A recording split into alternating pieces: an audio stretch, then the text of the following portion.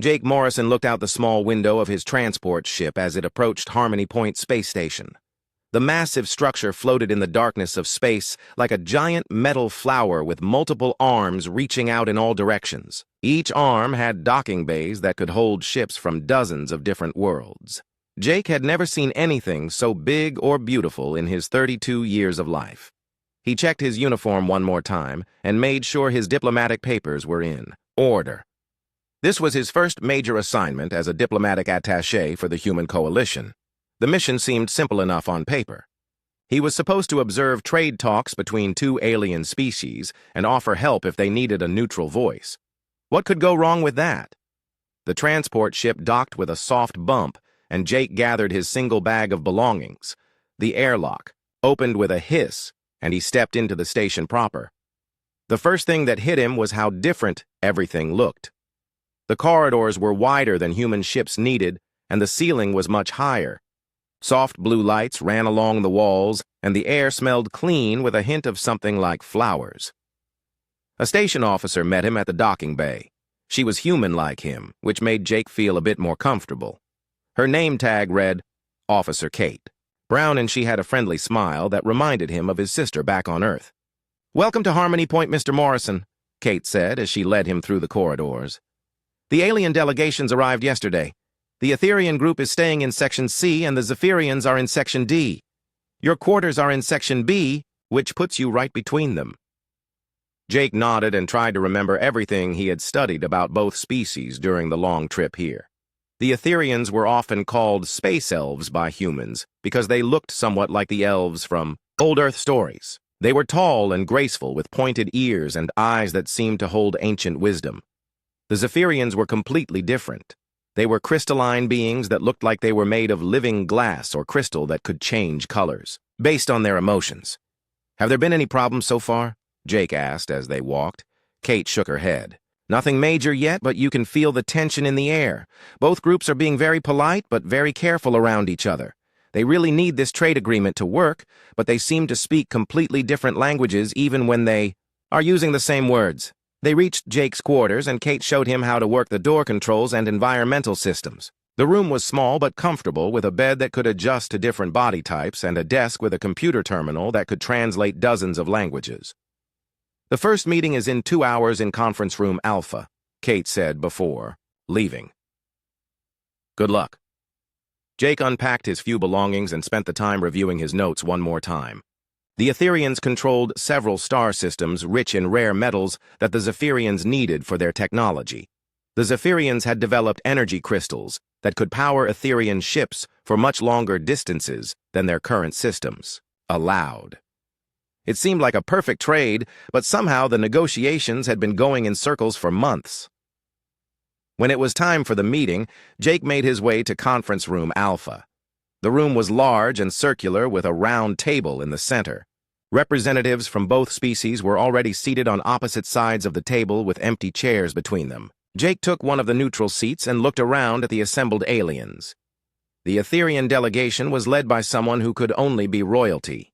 She was tall, even for her species, with silver hair that seemed to catch and hold light in ways that made no sense. Her eyes were a deep purple color, and when she looked at Jake, he felt like she could see right through him to his soul. Her clothes were simple, but elegant in shades of blue and silver that seemed to flow like water when she moved. "I am Princess Luna Starweaver," she said in a voice that sounded like music. "We welcome the human observer to these talks." The Zephyrian group was equally impressive, but in a completely different way. Their leader was a being that looked like she was carved from rainbow crystal. Light passed through her body and split into all the colors Jake could imagine, and some he was pretty sure he had never seen before. When she spoke, her voice had a strange harmonic quality, like several people singing the same note. "I am Zara Crystalwing of the 4th Crystal House," she said. "We also welcome the human presence here." The formal introductions continued around the table. Jake met Commander Arya Moonshade, who seemed to be Princess Luna's military escort and best friend. Her hair was darker than Luna's, and her eyes held a sharpness that suggested she was always ready for trouble. On the Zephyrian side was High Priestess Nova Shimmerscale, whose crystal body seemed to pulse with internal light in patterns that Jake suspected meant something important. When it was Jake's turn, he stood and tried to project confidence he did, not entirely feel. I am Jake Morrison, representing the Human Coalition. I am here to observe and offer assistance if both parties agree it would be helpful. The actual negotiations began, and Jake quickly understood what Kate had meant about both sides speaking different languages. The Etherians kept talking about spiritual connections and emotional bonds between their peoples. They wanted to know if the Zephyrians felt a true kinship with their goals and values. Princess Luna spoke about how trade should be based on mutual respect and understanding that went beyond simple exchange of goods. The Zephyrians responded with detailed mathematical models and logical frameworks. Zara presented charts showing exactly how much of each resource would be traded and when. She talked about efficiency ratios and optimal distribution networks. Every question the Etherians asked about feelings and connections was answered with more numbers and logic. Jake watched this dance go on for over an hour and felt his heart sink. Both sides were trying to be polite, but they were getting more frustrated by the minute. Princess Luna's eyes began to show flashes of something that might have been anger. Zara's crystal body started shifting from calm blue colors to orange, and red patterns that Jake was pretty sure meant irritation. Finally, Commander Arya leaned forward and spoke in a voice that was carefully controlled. With respect to our Zephyrian friends, we need to know that this alliance means something more than just numbers on a datapad. The Etherian people do not enter into bonds lightly. High Priestess Nova's body flared bright white for a moment, before settling back to cooler colors. And with respect to our Etherian friends, we need to know that this alliance will function according to logical principles that both sides can rely on. The Zephyrian people cannot make decisions based on emotions alone. The room fell silent, and Jake could feel the tension building like electricity in the air before a thunderstorm.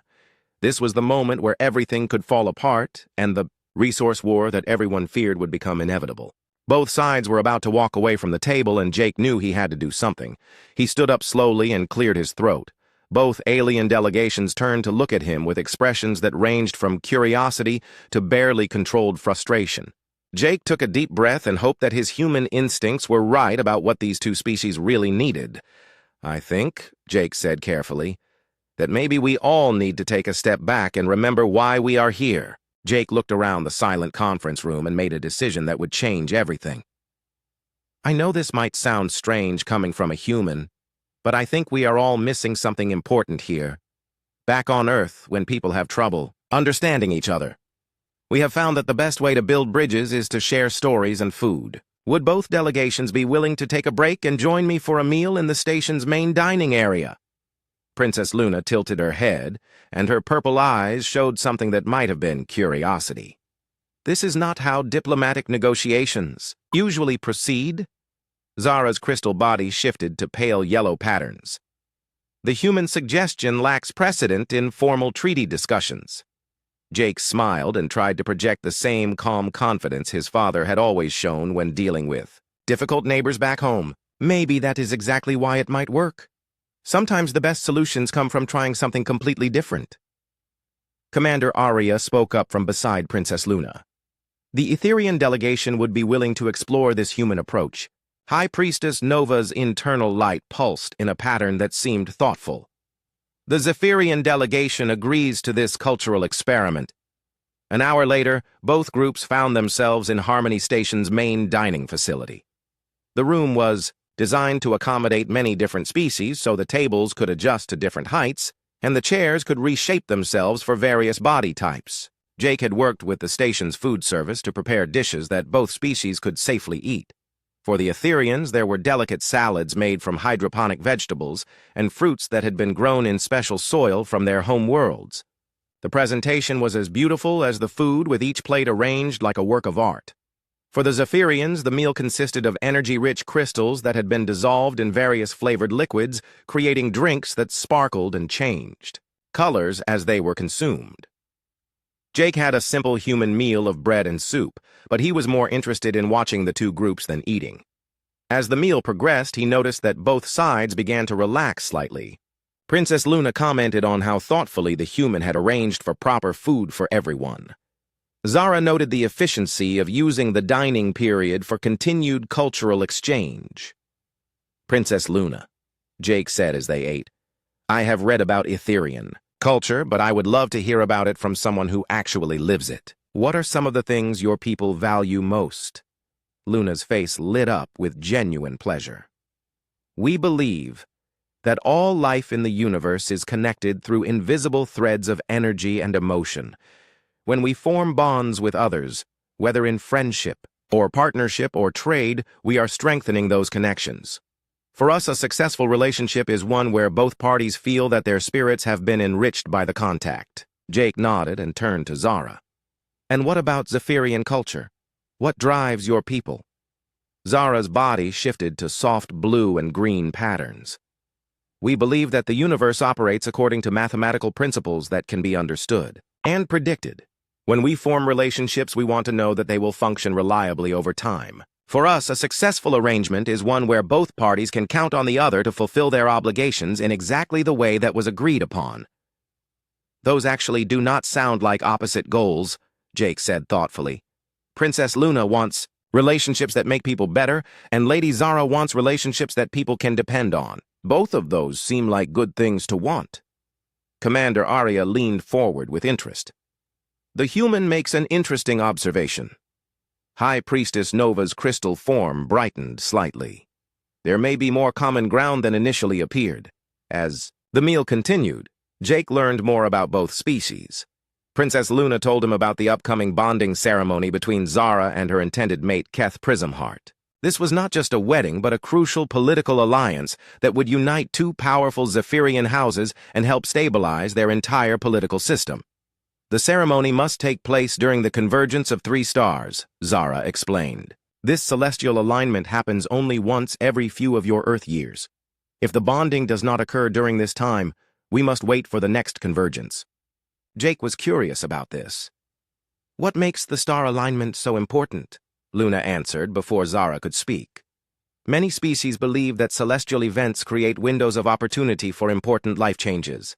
The Etherians also time our major ceremonies according to the movements of stars and planets. For Zephyrians, it is more precise than belief, Zara added. The gravitational effects of the star alignment create energy fields that allow our bonding crystals to form stronger connections. Without the proper celestial conditions, the ceremony cannot be completed successfully. Jake was about to ask more about Zephyrian bonding customs when Commander Arya received a message on her communication device. She read it quickly, and her expression changed to one of concern. Princess Luna, Arya said quietly, we have received word from the Zephyrian home system. Lord Keth's ship has encountered problems. Zara's crystal body immediately shifted to worried orange patterns. What kind of problems? A solar storm has damaged their hyperspace drive, Arya continued reading from her device. They are making repairs but will be delayed by several days, at minimum. Jake saw the implications immediately. How many days until the star alignment? 3 days, Zara whispered, and her body went completely colorless for a moment. The friendly atmosphere around the table vanished as everyone realized what this meant. If Keth could not reach Harmony Station in time, the bonding ceremony would have to be postponed for years. The political alliance that depended on this marriage would collapse, and the trade negotiations would become meaningless. Princess Luna reached across the table and gently touched Zara's crystalline hand. There must be something that can be done. Our laws are very specific, High Priestess Nova said sadly. The bonding ceremony requires both participants to be present during the convergence. There are no exceptions. Jake felt his heart go out to Zara, who looked completely lost. Her crystal body was cycling through colors so quickly it was making him dizzy. He also noticed that Princess Luna seemed genuinely upset on behalf of the Zephyrian woman, even though they had only just met. Wait, Jake said as an idea began to form in his mind. Lady Nova, you said the ceremony requires both participants to be present. Are there any provisions in your laws for representatives or proxies? Nova's body pulsed with what Jake was beginning to recognize as the Zephyrian equivalent of surprise. There are ancient laws about proxy bonding, but they have not been used for centuries. What do those laws say?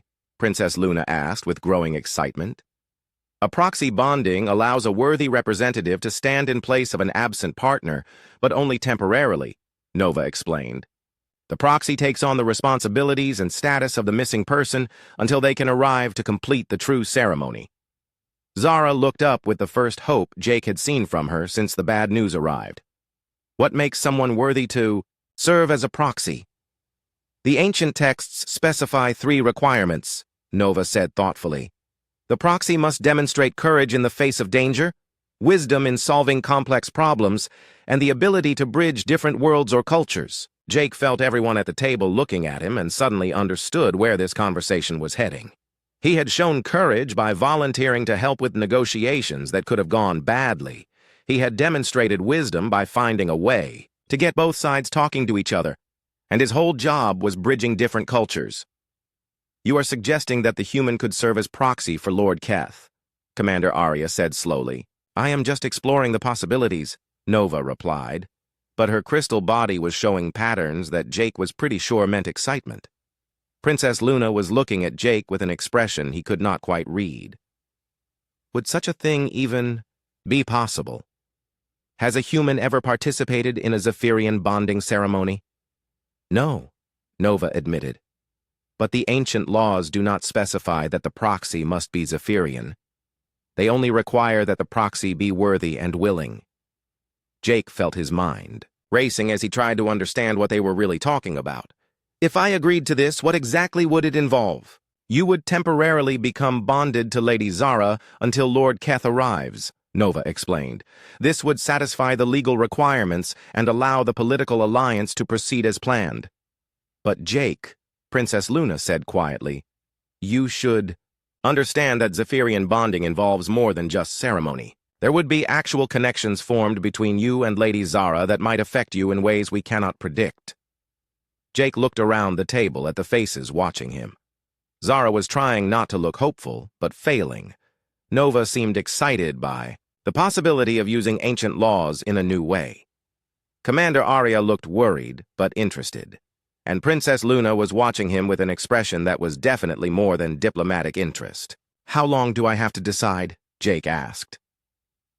The convergence begins tomorrow evening, Zara said softly. If we are going to attempt a proxy bonding, the preparations must begin immediately. Jake took a deep breath and realized that his simple, diplomatic mission had just become something far more complicated and dangerous than anything he had ever imagined. Jake spent the entire night walking the corridors of Harmony Station, trying to make the most important decision of his life. The station operated on a 24-hour cycle that matched Earth time, but Jake had no idea what time it actually was on any of the worlds involved in these negotiations. Time seemed to have lost all meaning anyway. He found himself in the observation deck looking out at the stars and thinking about how his father had always told him that the most important decisions were the ones you made for other people instead of yourself.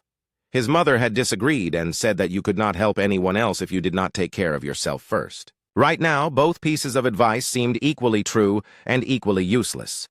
Princess Luna found him there as the artificial dawn began to brighten the station's main corridors. She moved so quietly that Jake did not notice her until she was standing beside him at the large window. Her silver hair caught the light in ways that seemed almost magical, and Jake had to force himself to focus on the conversation they needed to have. You have been thinking all night, Luna said softly. It was not a question. How can you tell? Jake asked. Etherians are sensitive to emotional energy, Luna explained. Your mind has been very active and very troubled. I can feel it from several corridors away. Jake turned to look at her properly. What do you think I should do? Luna was quiet for a long moment before answering. I think you should do what feels right to your human heart, but I also think you should understand all the risks before you decide. What risks? Jake asked, even though he was not sure he wanted to know the answer. Zephyrian bonding involves the exchange of crystalline energy between partners, Luna said carefully. This energy becomes part of your life force. No one knows what effect this might have on human physiology. Jake felt his stomach tighten. Are you saying it could hurt me? I am saying it could change you in ways that cannot be predicted or reversed, Luna replied. High Priestess Nova admits that her people have never attempted to bond with a completely different species. You would be taking part in an experiment that has never been tried before. They stood in silence watching the stars. Jake was about to ask Luna what she thought he should do when his communication device chimed with an urgent message. The text made his blood run cold. What is it? Luna asked, seeing his expression. Another message from Lord Keth's ship, Jake said, reading quickly. The damage from the solar storm was worse than they first thought. He will not arrive for at least 8 days. Luna's face went pale. The convergence will be over by then. Jake made his decision in that moment. He could not stand by and watch Zara lose everything when he had the power to help her. The political alliance that depended on this bonding would prevent a war that could cost millions of lives. Whatever risks he faced as an individual seemed small compared to that. I need to find Zara and tell her I will do it, Jake said. Luna caught his arm as he started to leave. Jake, wait. There is something else you should know. Jake stopped and looked back at her. What? If you go through with this bonding even temporarily, it will create connections between you and Zara that go beyond simple friendship, Luna said, and Jake could hear something in her voice that sounded like pain. Zephyrian bonds affect the emotions and thoughts of both partners. You will feel what she feels, and she will feel what you feel. Jake studied Luna's face, and suddenly understood what she was really trying to tell him. During their conversations, the night before, he had felt drawn to the Etherean princess in ways that went beyond diplomatic interest. Now he realized that she might feel the same way about him. Luna, Jake said gently, are you trying to tell me that you have feelings for me? Luna's purple eyes showed surprise, and then something that looked like relief. Yes, I know we have, only just met. But Etherians form emotional connections very quickly when we encounter someone whose spirit matches our own. I believe you humans call it love at first sight. Jake felt his heart racing. I have feelings for you too. But that does not change what I have to do for Zara. I know, Luna said sadly, and that is one of the reasons I care for you. You put the welfare of others ahead of your own desires. But I wanted you to know the truth before you make this choice. Jake reached out and took Luna's hand. Her skin was warm and seemed to tingle with some kind of energy. Will this bonding with Zara prevent us from ever having a relationship? I do not know, Luna admitted. Proxy bondings are supposed to be temporary, but no one knows how they will affect a human mind and heart. They were interrupted by the arrival of Commander Arya, who looked like she had been running through the station corridors. Princess Luna, Mr. Morrison, you need to come to the conference room immediately. We have received more bad news.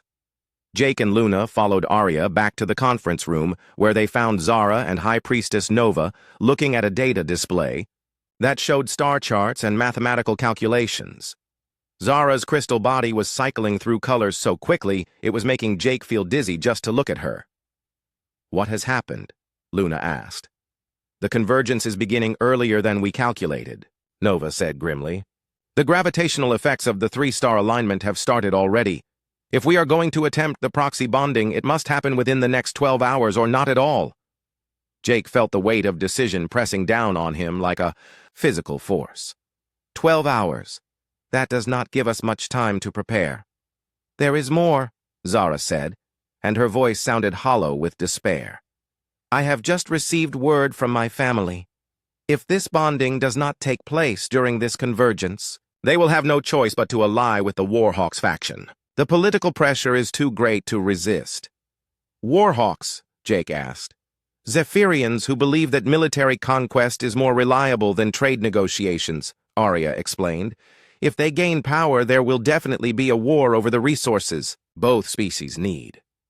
Luna moved to stand beside Zara and placed a comforting hand on her crystalline shoulder. How many lives would be lost in such a war?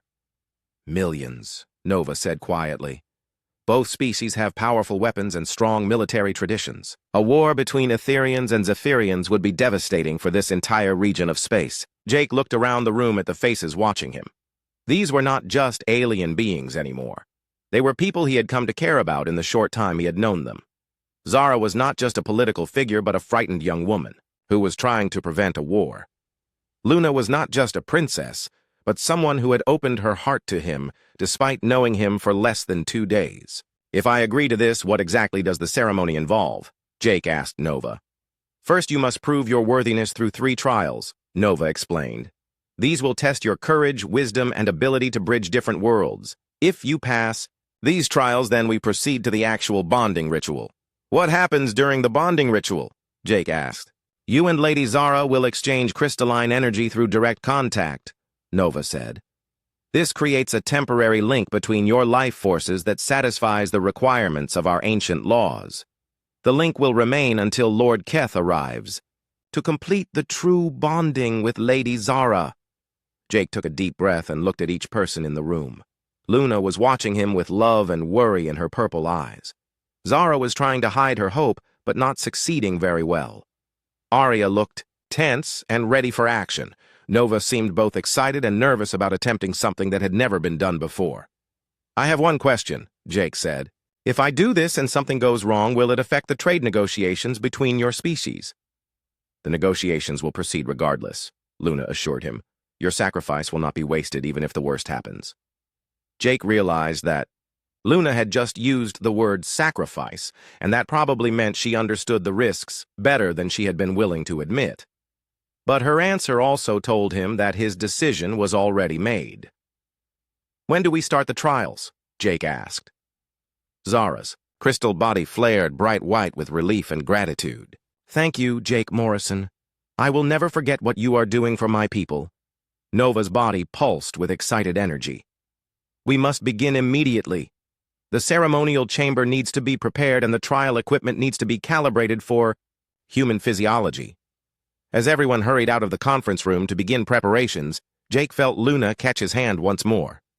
"Whatever happens during this ceremony," Luna said softly, "I want you to know that meeting you has changed my life." Jake squeezed her hand gently. "Meeting you has changed mine too. I just hope we get the chance to find out what that means." Luna smiled, and Jake thought it was the most beautiful thing he had ever seen. "We will find a way. Humans are supposed to be very good at solving impossible problems." Jake laughed despite his nervousness. "Let us hope that reputation is accurate." The ceremonial chamber was unlike anything Jake had ever seen. The room was circular with walls made of smooth crystal that seemed to glow with internal light. Patterns of energy moved through the crystal like slow lightning, creating designs that were both beautiful and hypnotic. High Priestess Nova had explained that these patterns were connected to the star alignment and would grow stronger as the convergence reached its peak. Jake stood in the center of the room wearing ceremonial robes that Nova had provided. The fabric was woven with thin crystal threads that felt strange against his skin and seemed to respond to his heartbeat by glowing softly. Around the edges of the room, representatives from both the Etherian and Zephyrian delegations watched with expressions of excitement and worry. Princess Luna stood near the entrance wearing her own ceremonial robes in silver and blue. Her presence gave Jake strength, even though he could see the concern in her purple eyes. Zara was positioned across from him, dressed in robes that seemed to be made entirely of crystalline material that shifted colors with her emotions. Right now, those colors were mostly nervous yellow and hopeful blue. "The first trial is courage," High Priestess Nova announced as the crystal walls pulsed with brighter energy. "The candidate must demonstrate willingness to face the unknown without fear." A section of the floor began to glow, and then opened up, revealing a crystal maze that extended down into the chamber below them. The pathways through the maze were narrow and lined with crystal formations that sparked with electrical energy. At the center of the maze, Jake could see a small platform with a glowing crystal orb. "You must retrieve the orb of determination from the center of the maze," Nova explained. "The pathways will test your resolve by showing you visions of your greatest fears. You must face these visions without retreating." Jake looked down into the maze and felt his stomach clench with nervousness. "What kind of visions?" "The maze reads your mind and creates illusions based on what you are most afraid of," Nova said. "Each person sees different things. The trial is not about being fearless, but about continuing forward despite your fear." Jake took a deep breath and lowered himself into the maze. The crystal walls immediately began to glow brighter, and he heard a low humming sound that seemed to come from all directions at once. He started walking toward the center, following a pathway that curved back and forth between towering crystal formations. The first vision appeared when he was halfway to the center. Suddenly, he was back on Earth in his childhood home, watching his parents argue about money and work. His father was shouting that Jake would never amount to anything, and his mother was crying. Jake knew these were memories of real events, but the maze was making them feel fresh and immediate. He forced himself to keep walking, and the vision faded. The second vision was worse. He saw Princess Luna turning away from him with disgust and disappointment in her eyes. In the vision, she was telling him that humans were too primitive and emotional to ever understand truly advanced species. Jake felt his heart break, but he kept moving forward because he knew this was not real. The third vision nearly stopped him completely. He saw the space station exploding with everyone he had come to care about dying in the destruction. Zara's crystal body was shattered into 1,000,000 pieces, and Luna was floating in space with her silver hair spread around her like a shroud. The vision was so real that Jake could feel the cold of space and smell the burning metal of the destroyed station. But Jake forced himself to remember that this was just a test. The people he cared about were safe in the ceremonial chamber above him. He pushed through the vision and reached the center platform where the orb of determination waited. The moment he touched it all, the visions disappeared and he found himself back in the real maze holding a crystal sphere that pulsed with warm light. When he climbed out of the maze, the assembled groups cheered softly. Princess Luna was smiling with relief and pride. Zara's crystal body was showing bright, happy colors. Even Commander Arya looked impressed. "The first trial is complete," Nova announced. "The second trial is wisdom. The candidate must demonstrate the ability to solve complex problems that have no obvious answers." The crystal walls around the room began displaying complex mathematical equations and star charts that showed the positions of hundreds of planets and space stations. In the center of the room, a holographic display appeared, showing two groups of alien figures facing each other with weapons drawn. "This is a recreation of an actual historical conflict between the Zephyrian crystal houses," Nova explained. "The dispute lasted for decades and cost thousands of lives. You must find a solution that both sides can accept." Jake studied the holographic figures and the information displayed on the walls. The conflict seemed to be about mining rights to an asteroid field that both houses claimed. Each side had valid legal arguments and strong military forces. Previous attempts at negotiation had failed because neither side trusted the other. Jake walked around the holographic display thinking about everything he had learned about Zephyrian culture. They valued logical solutions and mathematical precision, but they also had strong family bonds and traditions. He also remembered something Luna had said about Etherian approaches to conflict resolution. "High Priestess Nova," Jake said, "May I ask questions about this historical situation?" "You may ask, but I can only provide information that was available to the original negotiators," Nova replied. Jake spent several minutes asking about the asteroid field, the legal claims, and the family histories of both houses. Then he asked about Zephyrian marriage customs and inheritance laws. Finally, he had an idea. "The solution is not to divide the asteroid field," Jake announced. "The solution is to unite the two houses through marriage and shared ownership. The eldest children of both houses should be bonded to each other, and the asteroid field should become their joint inheritance." The holographic figures froze for a moment and then began moving toward each other instead of preparing for battle. Text appeared in the air showing that Jake's solution had indeed been the one actually used to resolve the historical conflict. "The second trial is complete," Nova said, and her crystal body was now pulsing with excited patterns. "The third trial is the ability to bridge different worlds. The candidate must demonstrate understanding of multiple cultures and find common ground between them." This time the test was more abstract. Jake found himself standing in a room where the walls showed images from dozens of different worlds and species. He could see Etherian forests with trees that seemed to be made of starlight. He could see Zephyrian crystal cities that grew like living organisms. He could see human colonies with their mixture of technology and traditional architecture. "Explain how all these different cultures can work together despite their differences," Nova requested. Jake looked at all the images and thought about his experiences over the past few days.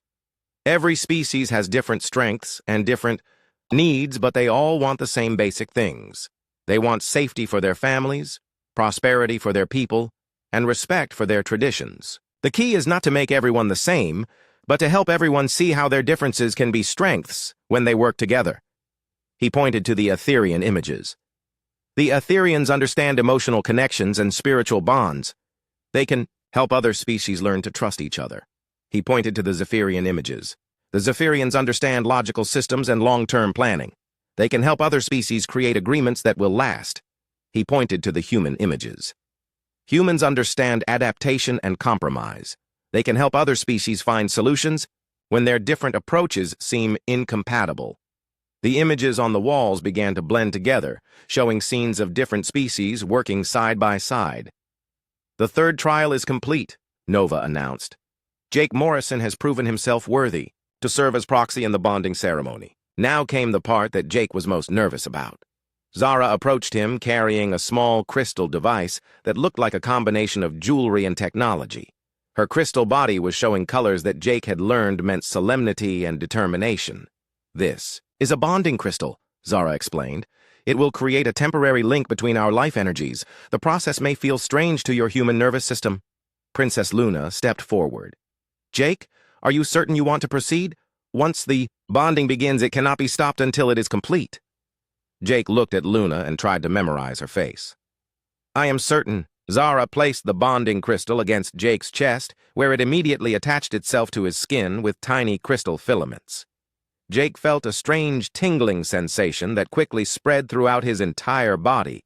Then Zara placed her crystalline hand over the device, and Jake's world exploded into colors and sensations he had never experienced before. Suddenly, he could feel Zara's emotions as if they were his own. Her relief and gratitude washed over him like a warm wave, but he could also feel her underlying sadness about being forced into a political marriage and her fear about the war that would come if this ceremony failed. Most surprisingly, he could feel her genuine friendship toward him and her hope that this temporary bond would not hurt him. The week following the proxy bonding was unlike anything Jake had ever experienced. The connection he shared with Zara allowed him to understand her thoughts and emotions in ways that went far beyond normal friendship. He learned that despite her royal status and crystalline beauty, Zara was lonely and afraid much of the time. The political pressures of her position meant that she had never been able to form relationships based on genuine affection rather than family alliances. What surprised Jake most was discovering that Zara had been watching Commander Arya with growing admiration throughout the negotiations. Through their bond, Jake could feel Zara's attraction to the Etherian military officer's strength and confidence. Arya represented everything Zara wished she could be: independent, brave, and free to make her own choices about life and love. Jake found Princess Luna in the observation deck 3 days after the ceremony. She was standing at the large window looking out at the stars with an expression of thoughtful sadness. Her silver hair caught the artificial starlight in ways that made Jake's heart ache with love for her. "How are you adjusting to the bonding?" Luna asked without turning around. "It is strange but not unpleasant," Jake replied honestly. "I can feel Zara's emotions all the time now, but they do not interfere with my own feelings. If anything, the experience has helped me understand what I really want." Luna turned to face him, and Jake could see hope in her purple eyes. "What do you want, Jake?" "I want you," Jake said simply. "The bonding with Zara has not changed how I feel about you at all. If anything, it has made me more certain that what we have is real." Luna moved closer to him, and Jake felt his pulse quicken. "I have been worried that the crystalline connection would affect your ability to form other emotional bonds." "It has affected me," Jake admitted, "but not in the way you feared. Through my connection to Zara, I have learned things about love and relationships that I never understood before. I can feel how much she cares for someone else, and how painful it is for her to be forced into a marriage with someone she does not love." "Someone else?" Luna asked with curiosity. Jake smiled. "Zara is in love with Commander Arya. She has been too afraid to say anything because of the political complications, but I can feel her emotions every time Arya enters a room." Luna's eyes widened with surprise, and then something that looked like delight. Arya has been asking questions about Zephyrian culture and customs. I thought she was just being diplomatic, but now I wonder if there was another reason. Before Jake could respond, they were interrupted by the arrival of Commander Arya herself. The Etherian officer looked agitated and was carrying a communication device that was flashing with urgent messages. "Princess Luna, Mr. Morrison," Arya said breathlessly. "Lord Keth's ship has just dropped out of hyperspace. He will be here within the hour." Jake felt his stomach clench with a mixture of relief and nervousness. The arrival of Zara's intended mate would allow the true bonding ceremony to proceed as originally planned. It would also mean the end of Jake's temporary marriage to Zara and hopefully the end of the strange crystalline connection between them. "How is Lady Zara handling this news?" Luna asked. "That is the other thing I came to tell you," Arya said, and Jake could hear excitement in her voice. "She has asked to speak with both of you privately before Lord Keth arrives. She says she has something important to discuss." They found Zara in her quarters, pacing back and forth in front of a wall display that showed technical readouts of approaching ships. Her crystal body was cycling through colors so rapidly that Jake felt dizzy just looking at her. Through their bond, he could feel her nervousness and excitement and something else that felt like determination.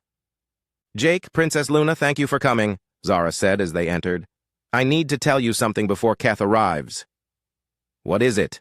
Jake asked, although through their connection he was already beginning to sense what she was going to say. "Cannot go through with the true bonding ceremony," Zara announced. "Not the way it was originally planned." Luna looked confused. "What do you mean?" Zara's crystal body settled into steady patterns of blue and gold. "Through my connection with Jake.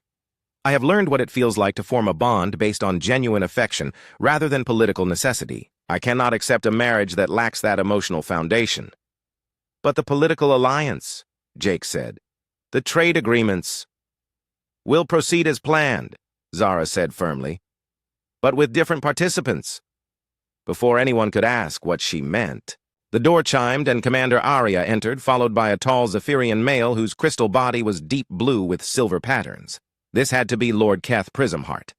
Jake studied Zara's intended mate and, through their bond, felt her reaction to seeing him again. To Jake's surprise, Zara felt relief rather than joy at Keth's arrival.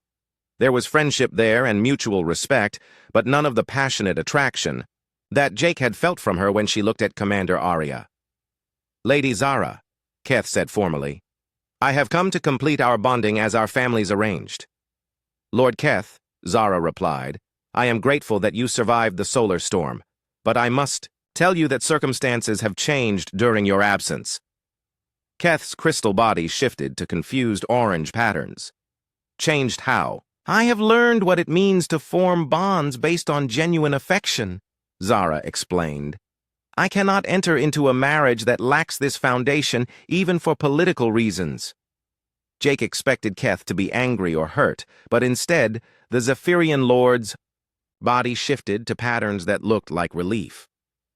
"You speak of affection, Lady Zara. Have you formed such feelings for your human proxy?"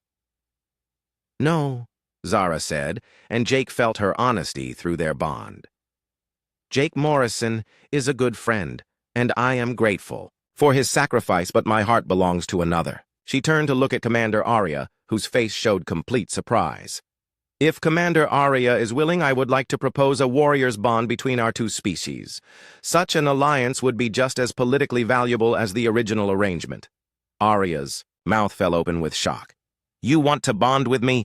"I have admired your strength and courage since the moment we met," Zara said, and her crystal body was now glowing with soft pink patterns. "If you are willing, I believe we could build something beautiful together." Jake felt Keth's emotions through his connection to Zara and was surprised to discover that the Zephyrian Lord was not upset by this turn of events. In fact, Keth seemed as relieved as Zara about the possibility of avoiding their arranged marriage. "Lord Keth," Jake said, "how do you feel about this change in plans?" Keth's crystal body showed patterns that Jake was learning to recognize as embarrassment. I must confess that I too have discovered feelings for another during my journey here. The engineer who repaired my ship after the solar storm saved not only my vessel but also my heart. Princess Luna stepped forward with growing excitement. So both of you would prefer to form bonds based on love rather than political arrangement? Yes, Zara and Keth said at the same time. Then let us make it happen, Luna declared.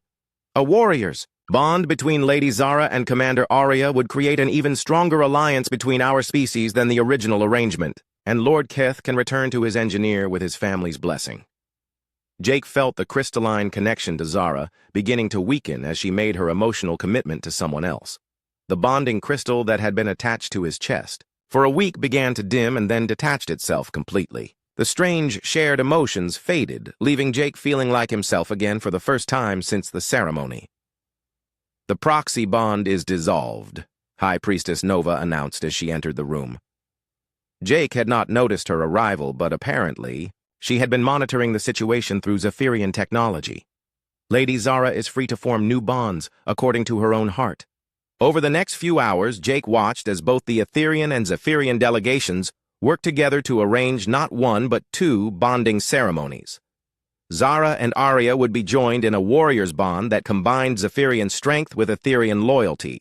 Keth would return to his engineer with authorization to form a bond based on love rather than politics.